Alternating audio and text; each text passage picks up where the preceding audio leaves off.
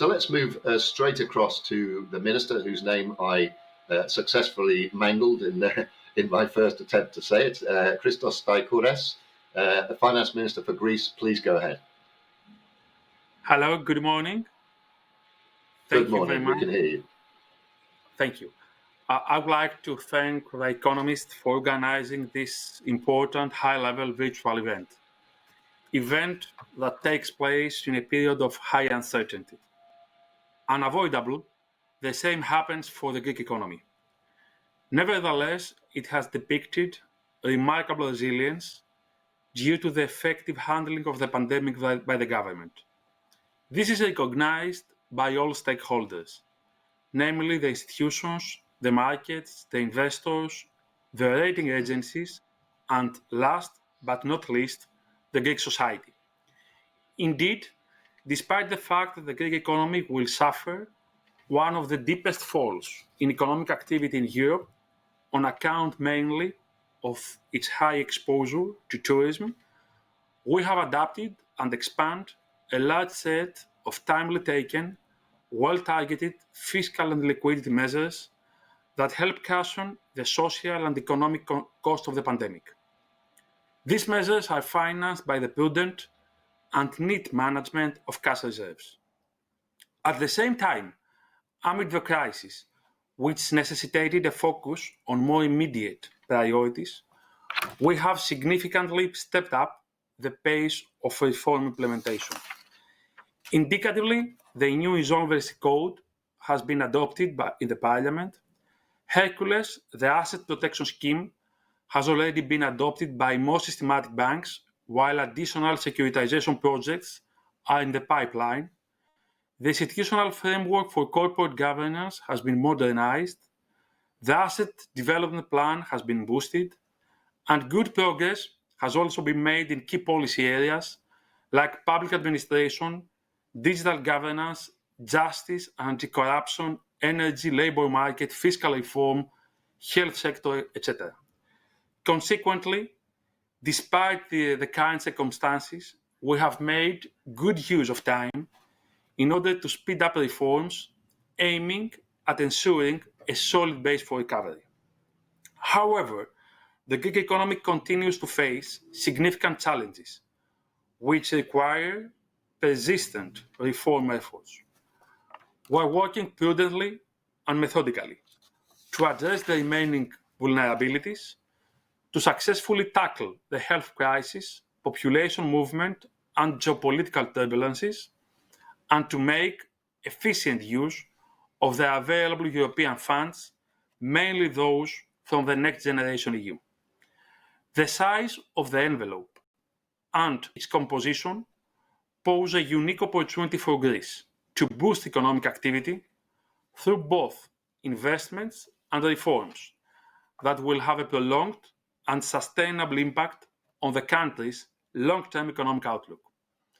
Investments and reforms that build on and complement past and ongoing policies in the context of the enhanced surveillance process, also reflecting horizontal European priorities. Investments and reforms, among others, to achieve efficient use of energy, to upgrade networks, to make sustainable use of resources, to achieve climate resilience, to digitalize public and private sector, to promote job creation and participation in the labor market, to improve accessibility and sustainability of healthcare, to increase access to effective and inclusive social policies, to enhance social cohesion, to make fiscal policy more growth-friendly, to improve tax administration and tax collection, to improve the efficiency of the justice system, to strengthen the financial sector and capital markets, to promote endogenous sources of growth like education, vocational education and training, research and development, to promote exports and to improve the business environment. Indeed, our RRP comprises of 4 pillars. The green pillar, with reforms and investments that promote the green transition of the economy and include emblematic projects, such as, for example, a massive program of energy efficiency renovation for residential buildings, businesses, and public sector buildings and infrastructure. This program will achieve a threefold objective, namely the promotion of climate resilience, the creation of new jobs, as well as the reduction of energy costs for households, businesses, and the Greek state. Additionally, the interconnection of the Greek islands constitutes another emblematic green project, which will promote the penetration of renewable energy sources, as well as significantly reduce the energy costs for households and enterprises. The second pillar, the digital pillar, puts forward digital transition projects, such as the development of 5G network corridors in all the Greek motorways, as well as the digital transformation of SMEs. The third pillar, the employment, skills, and social cohesion pillar, embraces reforms and investments that, among others, increase the capacity and resilience of the health system.